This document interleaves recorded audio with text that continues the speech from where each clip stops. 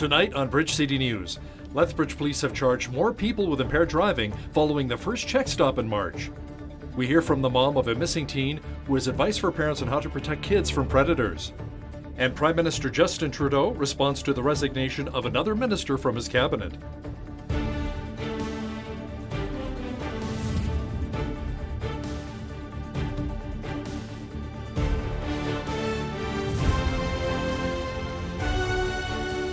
Good evening. Thanks so much for joining us. The U.S. Sports Men's Hockey National Championships will begin in Lethbridge March 14th through the 17th. The downtown BRZ wants you to get excited about the big event right now. The BRZ has partnered with visitlethbridge.com, Tourism Lethbridge, the Lethbridge Sport Council, Heart of the City, and the Chamber of Commerce. There are 4 initiatives in place, including a social media contest where people are encouraged to submit photos and videos of what hockey means to them. The projects are expected to bring major traffic to the downtown core. Right now, all our accommodations are getting filled up with 7 teams from out of town coming in for these championships, which is a major boon in terms of economic impact. Our hotels are filling up. All of those people will be at restaurants, lounges before, after the game. They'll all be celebrating with us. This is fantastic, and we hope that people come downtown, shop downtown, eat, enjoy, relax, and enjoy our city and the beauty of what we have to offer.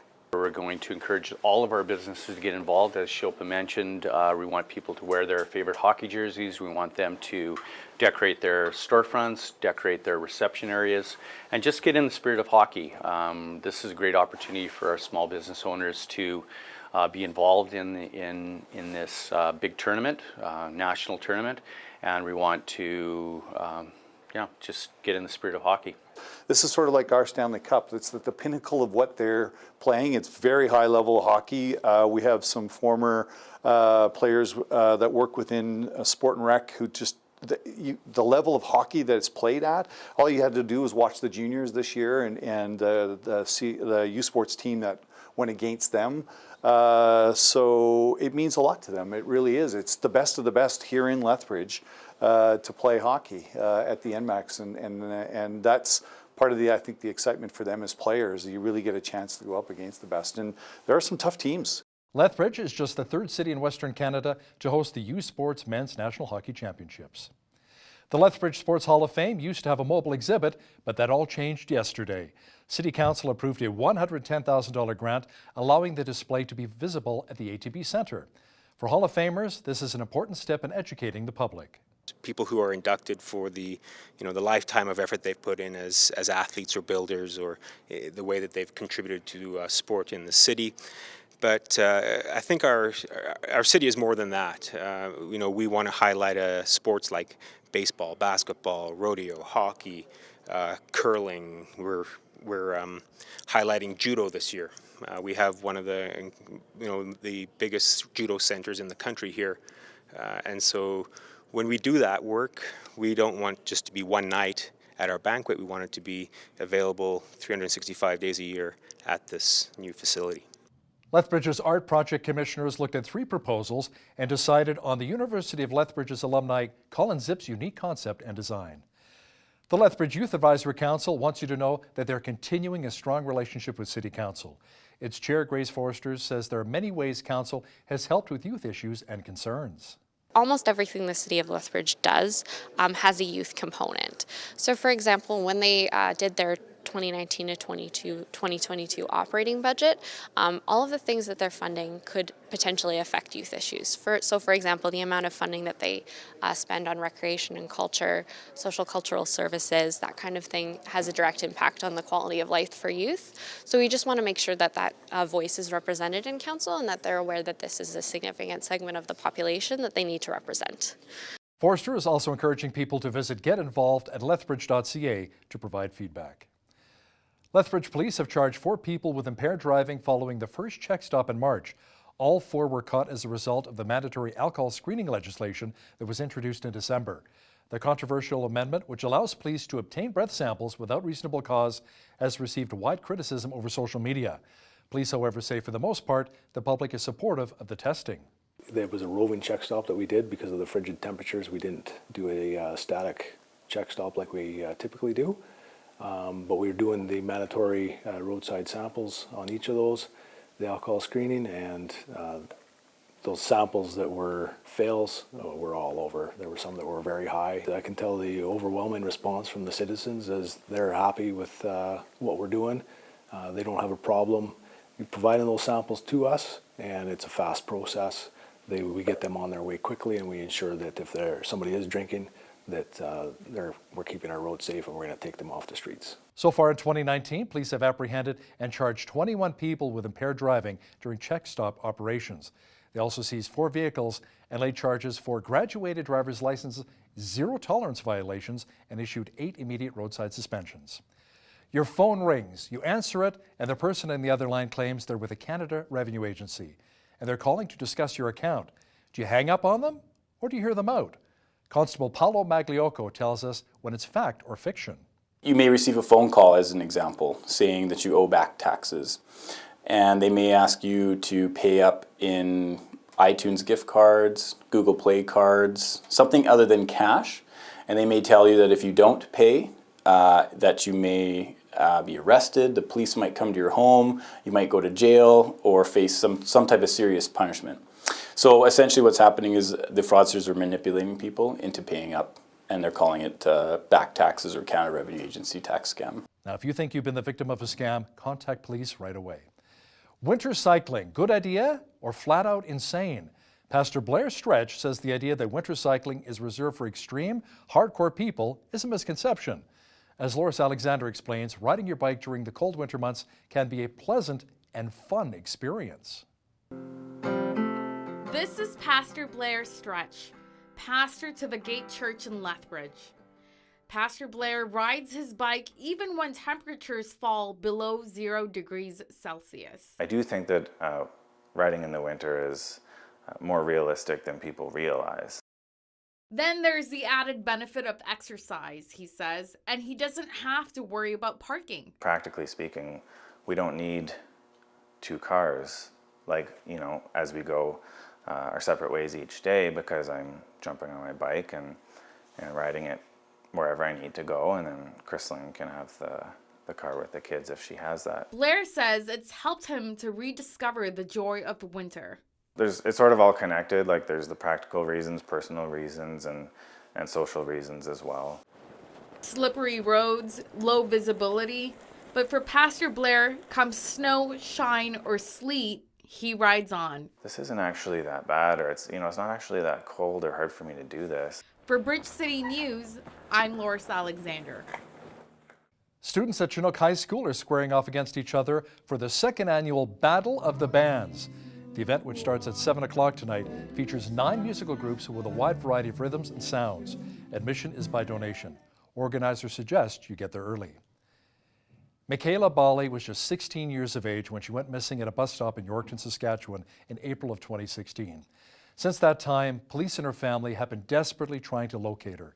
Michaela is described as 5 foot 2 inches tall, blue eyes, blonde hair, and she has a dimpled chin.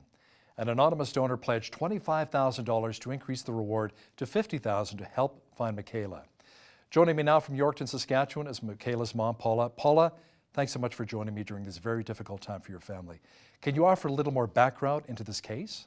Michaela was a very average, normal teenage girl, and one day to virtually vanish it's almost impossible to believe. And some days I still have to pinch myself because it seems so unreal. Have there been any major breakthroughs in the case? Unfortunately, none. Certainly since April the 12th, 2016, we don't know any more about what has happened to Michaela than we did that day. And for me, that's incredibly frustrating. Tell our viewers about your journey. How is your family coping? It's been very, very difficult for all of us. And my family consists of me, and my mom has come into the picture to help since Michaela's gone missing. And my sister and I have always lived together. So my other children have really struggled with, understanding what has happened. They continue to experience a lot of fear. Even if they go into the backyard, it's like, Mom, can you see me from there? Can you see me from there? And these are, they're getting to be 10 and 12 now, and they still experience a lot of fear.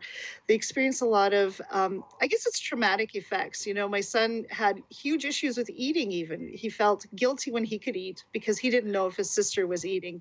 or if she was cold or hungry or what was happening to her. So it's taken, some counseling, prayer, everything that we can do to try and, in some sense, normalize your life. What advice would you give to other parents on how to protect our children from predators? So I really challenge parents, even if your child is a really good child, check their phone. See who they're talking to, check what kind of apps they might be using. They might look innocuous or innocent, but it doesn't mean the people that are using them on the other side are. And so I think in Michaela's case, we're just challenging parents to really be aware of your children, their surroundings. I think it's also important to make sure your school policies are firm about when they contact you when someone's missing. There's a lot of things that we just take for granted as parents that, this will fall into place when a situation like this happens, and it isn't the case. If you have any leads for Paula and her family, call Crime Stoppers right away at 1-800-222-8477. Thank you so much for joining us, Paula. We'll continue to lift you and your family up in prayer. Thank you. That is the most wonderful thing someone can do. United Conservative Party leader Jason Kenney says if his party wins this spring election, he will cut corporate income tax from 12% to just 8% by the year 2022. He said cutting the rate will help businesses grow and create more jobs. The first rate cut to 11% would occur on July 1st. Notley's NDP government raised the corporate tax rate from 10% to 12% shortly after winning the 2015 provincial election, while the province was still trying to recover from a massive drop in oil prices. Kenney called that recipe for disaster. Notley said her government plans to leave the 12% where it is. She says Albertans still enjoy the lowest overall tax burden in Canada. Alberta Party leader Stephen Mandel will be allowed to run as a candidate in the upcoming election. Elections Alberta originally said Mandel was banned for 5 years because he missed a deadline to file his nomination papers. Mandel took the matter to court, and late Monday a judge ruled Mandel had a reasonable excuse for missing the deadline because his CFO took ill. Prime Minister Justin Trudeau ditched travel plans to Regina today to talk about climate incentive rebates and instead attended a Liberal fundraising event. Following an appearance at a Toronto convention, he went back to Ottawa for private meetings. The Liberals are trying to stem the damage from the resignations of Jody Wilson-Raybould and Treasury Board President Jane Philpott as accusations continue to fly of political interference in the SNC-Lavalin scandal. Trudeau thanked Philpott for her service today. She worked tirelessly with this team to achieve transformational change. We will continue this crucial work. In a democracy like ours, and in a space where we value our diversity so strongly, we're allowed to have disagreements and debate. We even encourage it. This matter has generated an important discussion. How democratic institutions, specifically the federal ministry, and the staff and officials that support it, conduct themselves is critical and core to all of our principles. Concerns of this nature must be taken very seriously, and I can assure you that I am. Former right-hand man Gerald Butts is set to appear before the Commons Justice Committee tomorrow. We will have that story for you as it develops. Let us know your thoughts when it comes to the Trudeau Liberals and how they're handling the SNC-Lavalin affair. Should Prime Minister Justin Trudeau resign? Should the Liberals be criminally charged? Visit bridgecitynews.ca or visit BC on a Facebook and Twitter and take part in our poll. We'll have the results for you in the coming days. The tensions continue between Canada and China. We have an executive from Huawei who will soon be extradited to the United States to face fraud charges, and China's holding 2 Canadian businessmen captive. Our foreign affairs expert, Lisa Daftari, says the charges brought up against Michael Spavor and Michael Kovrig of trying to steal state secrets are ridiculous. China is not used to whistleblowers catching them in action and calling them out. So now, of course, they're going to use any excuse to justify their own actions against these individuals. So this is more of the same, but we'll see what will happen, especially as, again, Donald Trump and China look to cut a deal in the coming days. Catch my full interview with Lisa discussing some of the biggest international stories coming up in the second half of our show. Rescue crews in Kenya recovered all 5 bodies from the helicopter crash late Sunday. The crash in northern Kenya killed 4 American tourists and the pilot. The chopper went down in the Central Island National Park around Lake Turkana. The U.S. Embassy has now confirmed the deaths of the 4 Americans. The persecution of Christians in Nigeria continues. Greg Musselman is a spokesperson with Voice of the Martyrs. He says it's the extremist group, the Fulani herdsmen, who are causing a lot of the mayhem. In the northern part of the country where they're primarily located, there's been famine and difficulty there, so they've been coming, further into the south, into what's called the middle belt of Nigeria, and they go through much of the land of the Christians, because many of the Christians are landowners in that part of the world. And if the followers of Jesus, complain or say, what are you doing on our land? They often will then use that to spark violence. They will use, of course, religion. You're infidels, this land belongs to us. So as the Christians say anything, then they're under attack, and whole villages have been attacked, and these Fulani herdsmen take over the land. Catch my full interview with Greg discussing the threats Christians face not only in Africa, but in China as well. That's coming up after business news. A London man appears to be free of the AIDS virus after a stem cell transplant. This is the second success from this procedure to treat the disease. We're now 18 months in, and we're confident that this will be a long-term remission, but it's too early to say as to whether this is a cure or not.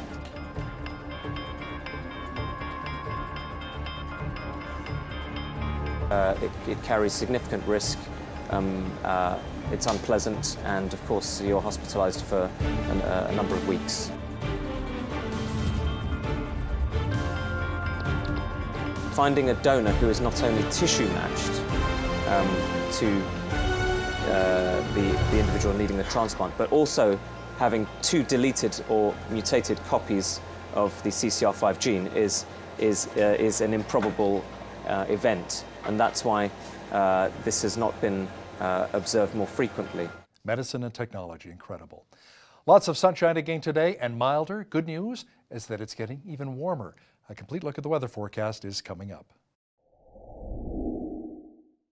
A nice mild day once again today with lots of sunshine. Tonight, just a few clouds developing with a low near -12. Tomorrow, the temperature should remain steady at -12. Thursday, warming up considerably to 0. Sunshine at +1 is on tap for Friday. Saturday, cooling off slightly to -5. Sunday, under a sunny sky, it should warm up again to 2 degrees. Monday, we should see a high near 7. Checking the almanac, the average high for this time of year is 4 and an average low of -8. The highest temperature on this date was recorded in 1987 at 20 degrees, and the record low was a chilly -38 in 1947. Sunrise was at 7:07, sunset at 6:19. Let's have a look at how tomorrow's shaping up across the country now. Periods of rain for Vancouver and a high near 5, sunshine and 5 degrees for Victoria. A good chance of flurries at -12 for Calgary on Wednesday. A mixture of sun and cloud and -10 for Edmonton. Regina will be mainly sunny at -14. Sunshine at -13 is on tap for Saskatoon tomorrow. Partly cloudy at -13 for Winnipeg. Sunshine at -7 for Toronto. Ottawa will be mainly sunny as well and should see high of -8. A good chance of flurries at -7 for Montreal. In the Maritimes, Fredericton, New Brunswick will have light snow at -5. Halifax, Nova Scotia will have periods of snow at -2. Charlottetown, PEI will also have snow at -4. And in St. John's, Newfoundland, expect light snow and -3 degrees for tomorrow. Equifax Canada says bankruptcies were up 15% in the last half of 2018. The credit monitoring company says rising delinquency rates are likely to become the norm this year. Equifax says total consumer debt, including mortgages, increased to nearly $1.91 trillion in the fourth quarter. That is up from $1.82 trillion the previous year. The average non-mortgage debt for consumers rose 3% year over year to just over $23,500. Federated Cooperatives is saying last year was a record year for earnings. The group says it made nearly $10.7 billion in sales. CEO Scott Bandis says profits from the Co-op's refinery in Regina were a big contributor to the record year. Co-op spent a lot of time at their refinery to improve their processes, safety, and management of expenses. Banda, however, did not know the impact a strike has had on Co-op brand throughout Western Canada. Close to 900 unionized workers in Saskatoon have been on strike since November 1st. The fight is over the company's push for a second-tier wage scale for new employees. Chinese tech giant Huawei is opening a cybersecurity lab in Belgium as it tries to win over European leaders in its fight against allegations it poses a national security risk. Company executive inaugurated the new center, which allows customers to review the source code that runs its network gear. Huawei opened a similar lab in Germany in November. Huawei is the world's biggest maker of telecom infrastructure for the new high-speed 5G networks. The U.S. has been lobbying Canada and other allies to shun Huawei over fears its equipment could facilitate espionage by China's communist leaders. Prosecutors in the case against former Nissan chairman Carlos Ghosn have appealed today's decision by the Tokyo District Court to allow his release on $8.9 million bail. Ghosn's release now hinges on the court's decision on that appeal, but a ruling is not expected until next Wednesday. The auto executive has been held since his arrest in November. He claims he's innocent of charges of falsifying financial information and breach of trust. Now, here's a look at today's markets.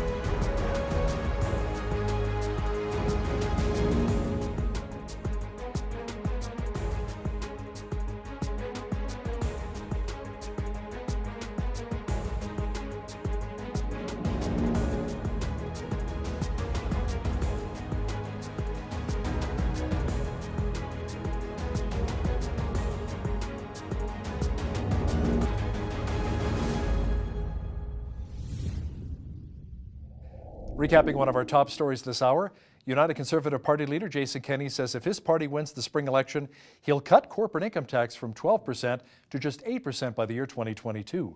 He said cutting the rate will help grow businesses and create more jobs. The first rate cut to 11% would occur on July 1st. The two Canadians who were abducted in China are now facing charges of stealing state secrets.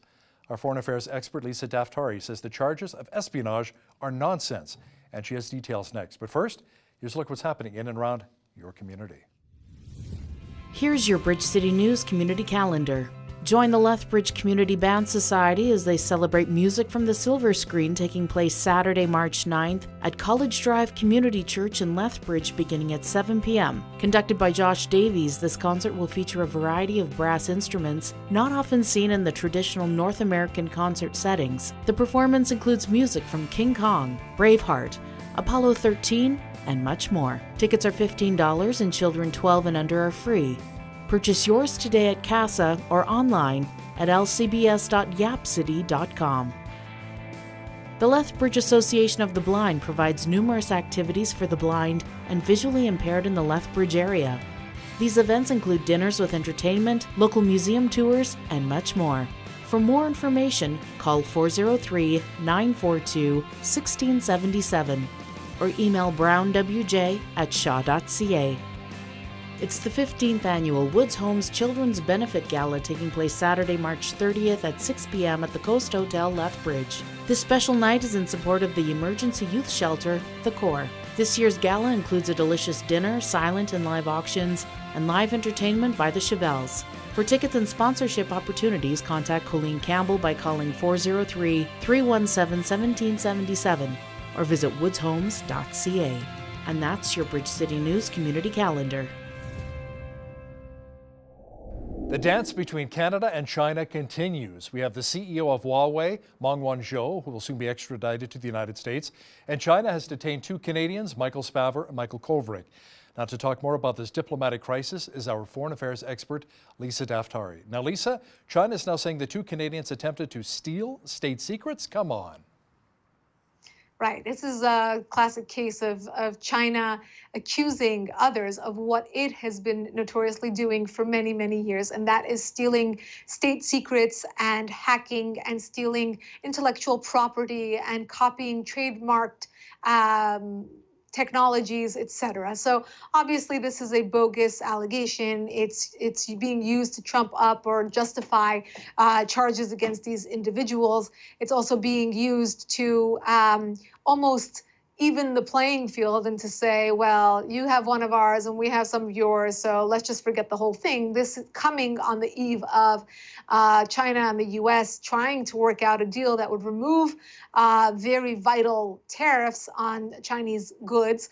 and Huawei being the golden child of China. They don't want its reputation to be tarnished. They don't want its future products to be, banned or, looked poorly upon. This is the name of the company that's on the line, and it's China that's on the line, and it's the relationship between China and the West and the future of trade with China that's on the line. If you remember, when Donald Trump was just, a loudmouth New Yorker, he's still loudmouth, just no longer a New Yorker, when he would go around giving media interviews and had no aspirations, or at least public aspirations, to run for presidency, he would always talk about how the United States lets China get away with murder in the economic stage. And this is exactly what has been going on for years and years and years. So China is not used to whistleblowers catching them in action and calling them out. So now, of course, they're going to use any excuse to justify their own actions against these individuals. So this is more of the same, but we'll see what will happen, especially as, Donald Trump and China look to cut a deal in the coming days. Speaking of U.S. President Donald Trump, he recently met with North Korean leader Kim Jong-un. Trump says North Korea has no economic future if it still continues with its nuclear program. Now, Trump says his administration's relationship with North Korea is strong, but did he make much headway in their last meeting with Kim? I mean, the meeting ended quite abruptly. It did, and there was no formal solution that was arrived upon. But it was productive in the sense that Trump led with the economic leverage that the United States has over North Korea. And walking into this, North Korea had much more to gain than the United States. But let's rewind to the first meeting between the two heads of state, where we walked away with this elephant in the room as to who would fold first. It was like a catch-22. Would the North Koreans show any sign of denuclearization first, or would we see the United States remove sanctions first? And both sides waited for the other one to make the first move, and of course, nothing happened. So this time around, both Secretary of State Pompeo and Donald Trump, they were hopeful, but they were also pessimistic in knowing that the North Koreans were going to drive a very hard bargain. So they went in there wanting to cut the best deal and not just any deal. And of course, it didn't happen. But again, Donald Trump walking away from the table, believing that the upper hand is with the United States because the North Koreans have more to gain, and so they will come back to the negotiating table. That is why he's pushing this, economic future of North Korea is on the line. And if they want to choose their nuclear program over their economic future, that's their choice to make. The U.S. is trying to prevent simmering tensions between India and Pakistan from impacting another country, Lisa, Afghanistan. It's where a fragile peace push is underway to try and end more than 17 years of war with Taliban insurgents. Yes, this is an ongoing Rubik's Cube of a mess of the Middle East and Far East. The question that comes to mind so often, and every few years, I pose this question, and I don't know what the answer is, but why is there such a positive relationship between the West and Pakistan? Why? I mean, this country has harbored terrorists. It harbored Osama bin Laden. It has never helped with any intel with regards to counterterrorism measures. It's never helped the United States. They just get their foreign aid checks, and they cause trouble. They cause trouble from around the world. And that evil poison, that terrorism in which they harbor and they produce, gets spread out into other places in the world where we have assets like Afghanistan. And in this case, fighting with India. Why? Because both sides have nuclear weapons. It doesn't mean that we treat both sides the same. So right now we're dealing with a very, very precarious situation in Afghanistan. We're trying to stabilize the situation there as the U.S. withdraws completely from Afghanistan. We said this was a mistake to withdraw under the Obama administration because we did not see any strides made with regards to stability. The Taliban is alive and well, mixed in with a very prominent al-Qaeda branch. And again, it goes on and on. Every single week, there is a report of another suicide bombing that takes out civilians with high numbers of casualties. And Hal, you and I speak about this almost weekly, but nothing's getting better. And Lisa, around 150 ISIS fighters surrendered after a nasty battle in eastern Syria recently. But according to a military source, an unknown number of militants are still holding out. Yes.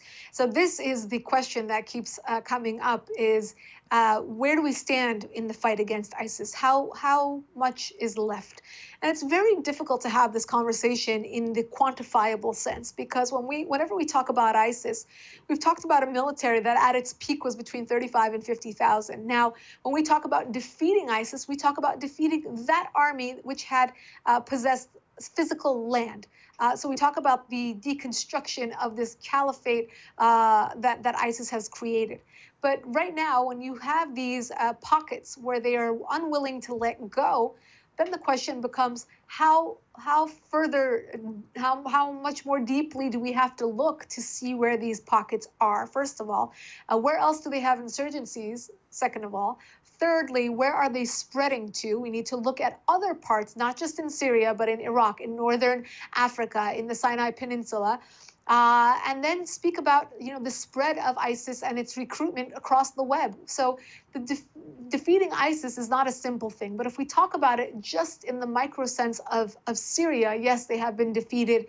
Yes, these strongholds are, as you said, between 100 and 200 maximum in terms of fighters. But again, this is not the end of ISIS. This is not the last time we're going to hear about ISIS, particularly in the West, in Europe, with the lone wolf suicide bombers, the recruits, the people that they're still able to find over the internet and the dark web.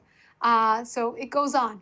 Venezuelan opposition leader Juan Guaido toured various Latin American countries recently to boost support for his campaign to tighten regional pressure on President Nicolas Maduro. Is he making any headway? Will the Venezuelan people finally receive some food aid, some relief, Lisa? Well, the only way he's going to receive that aid is not by making a grand tour, but by the sanctions truly biting the Maduro regime. And really, the key here is to have more defections within the Venezuelan military, which we're seeing more and more of. This is just a conversation about attrition, about how quickly the situation can dissolve. But obviously, Guaido has the support of the West. He has the support of some key countries in Latin America. He has the support of the UN and many other government bodies.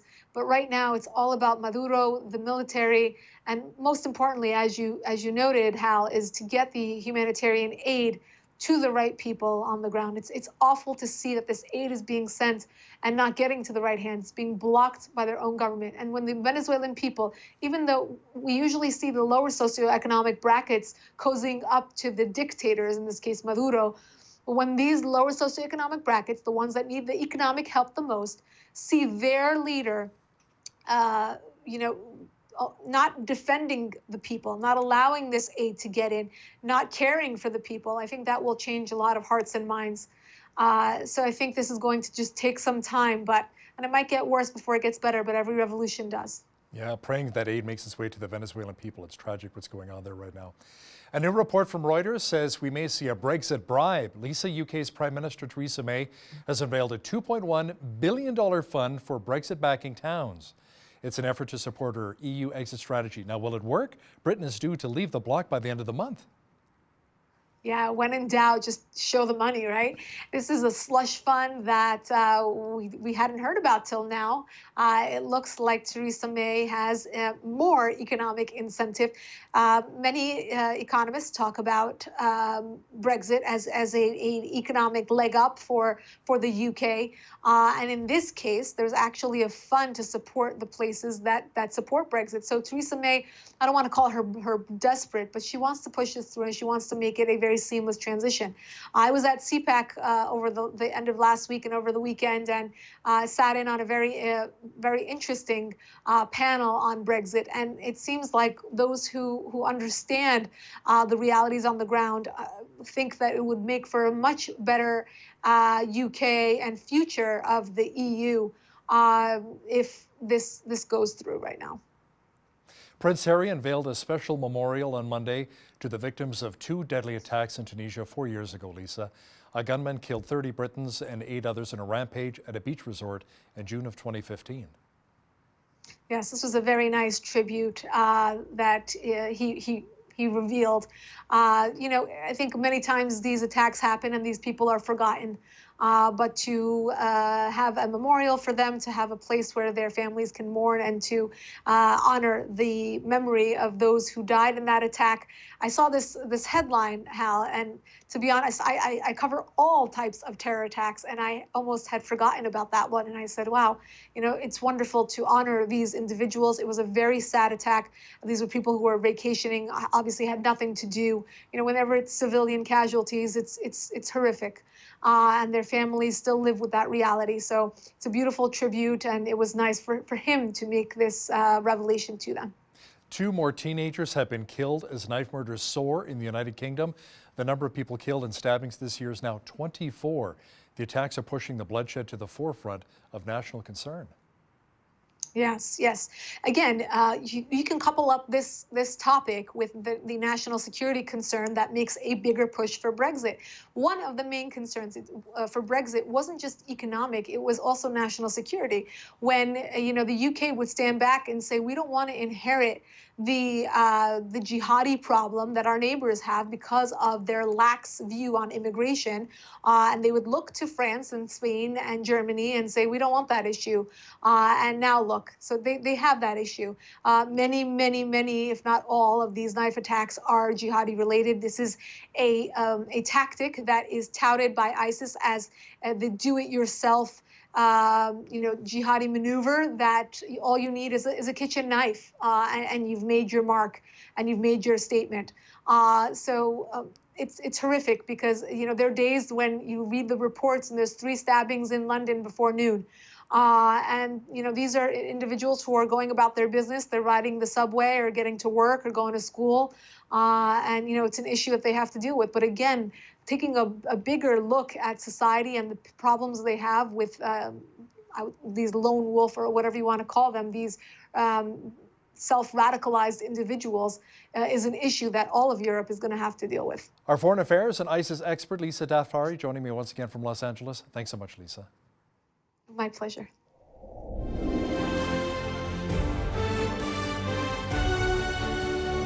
Living in Canada, we do at times face challenges in living out our Christian faith, but compared to what takes place in other nations around the world, we have so much to be thankful for. Today we're going to hear some stories of Christians going through incredible difficulties, and we'll also hear what we can do in our part to help them out. Joining me now via Skype is Greg Musselman, spokesperson for Voice of the Martyrs. Welcome back to BCN, Greg.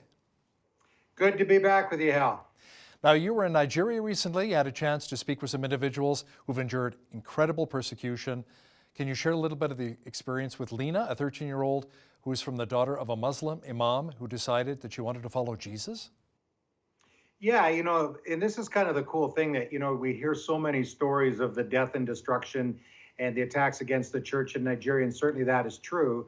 But one of the ministries that we work with down in Nigeria, they have a safe house there.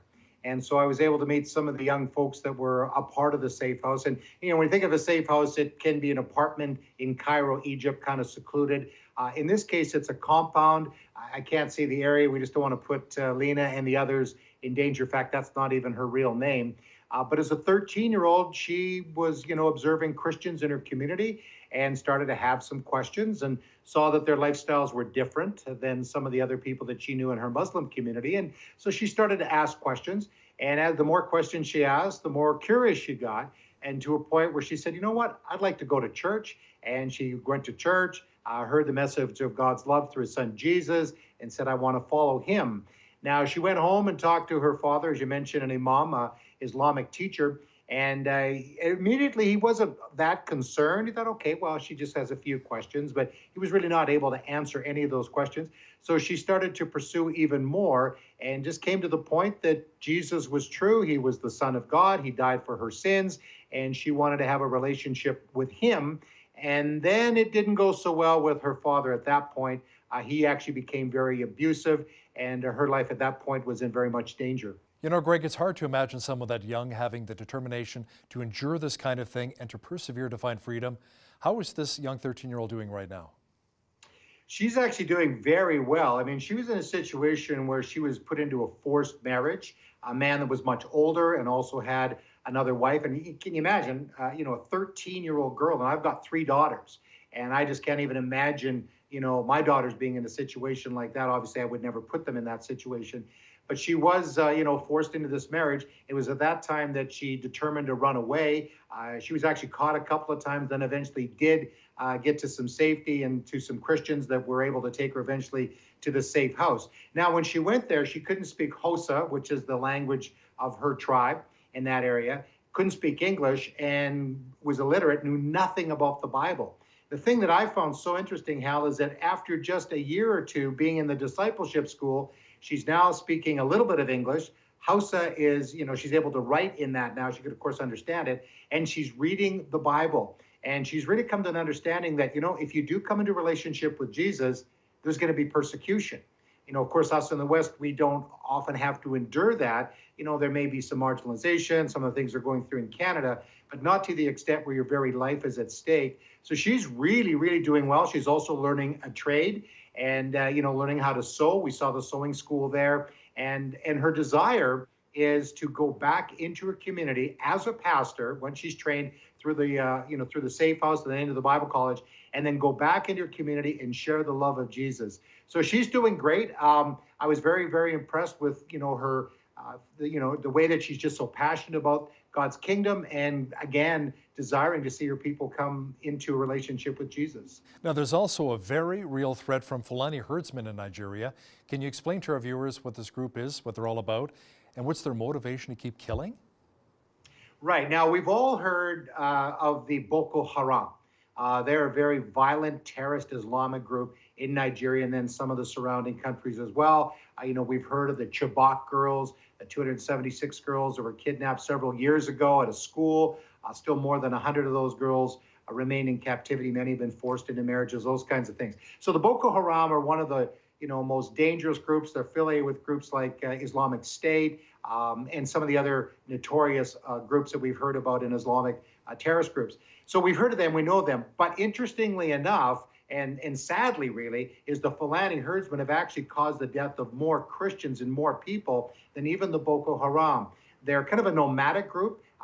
They are, they have their cattle and they graze through the land, and often they'll go through the land of the Christians. Now, in the northern part of the country where they're primarily located, there's been famine and difficulty there. So they've been coming, further into the south, into what's called the middle belt of Nigeria.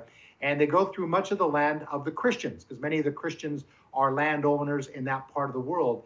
And if the followers of Jesus, complain or say, what are you doing on our land? They often will then use that to spark violence. They will use, of course, religion. You're infidels. This land belongs to us. So as the Christians say anything, then they're under attack, and whole villages have been attacked, and these Fulani herdsmen take over the land. So that's kind of their motivation, different than the Boko Haram. They're both Islamic groups that are very violent. And so the Christians, and especially in that part of the world, if it's not from the Boko Haram, it's from the Fulani herdsmen, who have actually caused more chaos for the Christians in places like Kaduna State.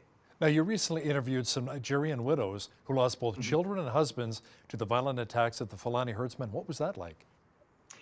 Well, there's thousands of, widows in northern Nigeria. And again, I think most people are somewhat aware, Nigeria, which is the largest country in Africa, at least population-wise. In the north, it's mostly Muslim. In the south, it's mostly Christian. And then you've got the Middle Belt Plateau State and some of those states that are in the middle. So you kind of have a, 50% Christian, 50% Muslim or thereabouts. In the north, there are, of course, there are Christians, and there's Muslims in the south. But in places like Kaduna State, Kano, and some of those spots, it's very dangerous for the Christians. So the Fulani herdsmen, again, as they're grazing the land, go in, and it causes all sorts of havoc for the Christians.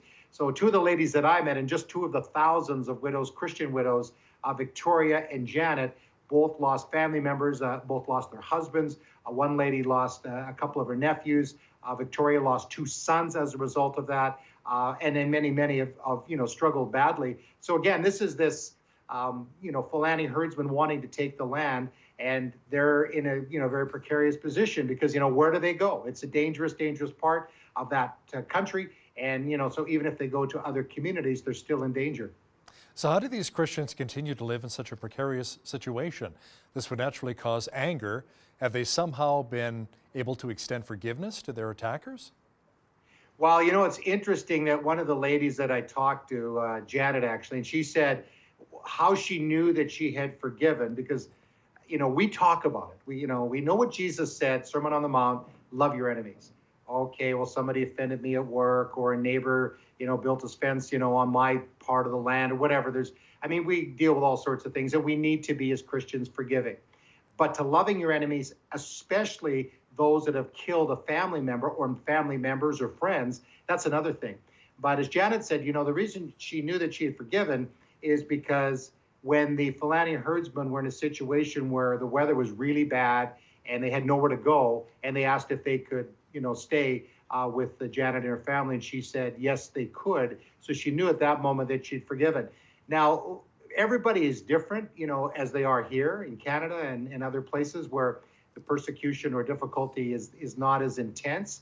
We all need to forgive, and they're all at different levels. But I found many of these women, because of the strength of the preaching in the church, it's not fluffy sermons for sure. It's about loving your enemies and forgiveness and those things. So in the middle of all that, they are able to forgive, and then that opens up the door to be able to share the message of Jesus. Now, Christian organizations like the one you're involved with, Voice of the Martyrs, are providing training for the widows left behind to help provide for their families. Let's talk a bit about that. Yeah, one of the things that we have learned, and I think many mission organizations around the world, is that it's very important that we just don't pour money into a situation. Certainly resources are important, but and again, if it's an emergency situation where homes have been burned down, they have nothing to eat, well, certainly emergency has to be there. We have to provide that emergency aid at that moment that it's needed, whether it's rebuilding homes, getting food supplies in, medical, absolutely. But long term, and that's, real part of what Voice of the Martyrs is about, is being able for these widows to be able to sustain themselves over the long term. So microloan projects, making purses and making soap, or some of the ladies that I talked to there. And what that does is it creates an income for them, because they don't have the same kind of social welfare system that we do here in Canada. If the husband is killed, many cases that really eliminates the possibility of getting any income in the home. So the women need to now work and to try to support their family. And in many cases, they have large families, at least larger than our families here in Canada. And so to be able to have a job where they're able to make something and use their hands and their skill set to do that, they're able then to get resources, and they can send their children to school. They can, improve their homes, and in some cases to repair the roofs on their homes that have been destroyed because of these attacks. And that way that they're feeling self-supporting. And in the middle of all that, then they have that self-esteem is, yes, we've been helped by Christians in Canada, organizations in Nigeria and around the world, so that they can feel good about themselves. But they're so appreciative of, when I was there, to say thank you to the Canadians and thank you to the people that have helped us out, because now we're able to continue on, and we know that we have an army of people behind us, praying and supporting us. Now, why does the Nigerian government not better provide security for Christians impacted by this? Well, that's a good question, and I know that question is asked by, communities all around Nigeria, especially when we hear of these attacks. And it seems that often the Christians and others, I'm not just Christians, you have to understand, it's anybody that doesn't go along, especially when it comes to the Boko Haram and their ideology of making not only the North under Sharia law, but the whole country, and then eventually all of Africa. That's their agenda. So anybody that gets in the way of that, is in their crosshairs and can be attacked. But the Christians are isolated in that sense and attacked because they are Christians. They're not Muslim, and they will be given opportunity to convert to Islam or be killed. The government of Nigeria has improved somewhat in security over the last few years, but even again, there was a year ago, a bunch of girls, dozens of girls were taken again in the northern part of the country. And, fortunately, many of them were able to get back to their homes. But the question is, okay, well, where was the government? Especially when there's, information coming out that there's going to be an attack, these kinds of things. Where is the government? And so that's the question. In some areas, the government seems to be protecting, the innocent people in these villages. The challenge, too, is the overwhelming part of the Boko Haram and the various places they're attacking. It's hard for the government to get their military and police in those situations at all times. And then other times, to be honest, it appears that the government is turning a blind eye, and in some ways they're just allowing the Boko Haram and the Fulani herdsmen to go in and do whatever they want. Okay, Greg, let's leave Africa for just a moment here. Let's talk about what's transpiring in Asia, specifically China. I understand they've been shutting down underground churches there?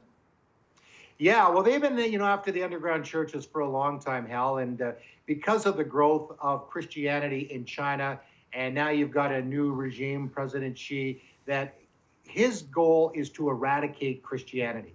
Now, you and I know that that's not going to happen.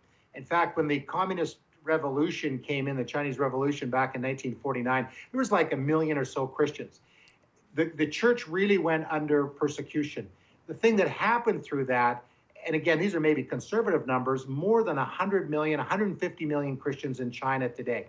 So the communist government sees Christianity as being against their agenda, against what they want in the understanding of the state and the ideology. That's what you really worship. That's what you are about. So Christianity points people in a different direction, into relationship with Jesus, and Jesus is who we worship.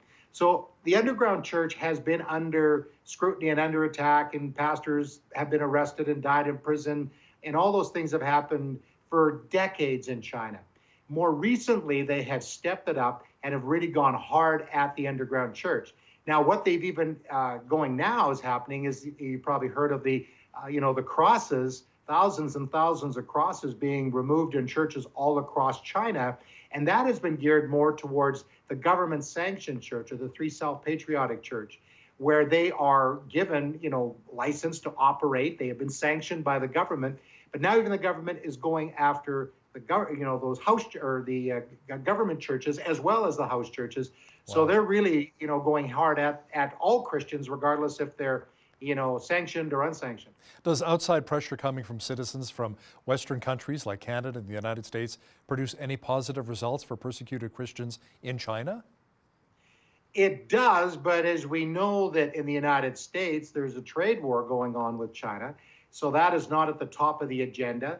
Now, the current administration in the United States, has said that they're making human rights very important. And we know that evangelical Christians have had a lot of influence on the last election. And certainly their desire is, as ours is to help the Christians in China.